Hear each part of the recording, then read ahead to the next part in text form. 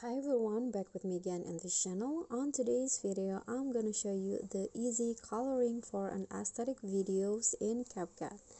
So what you need to do is import your video and go to adjust,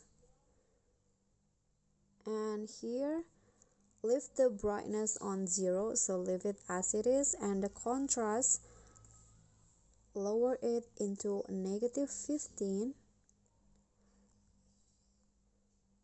Click on the saturation and add 20,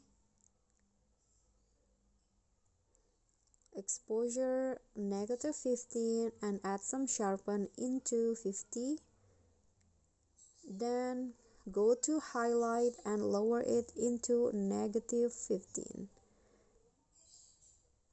Click on shadow and add it to 10. Then add some temperature to 5.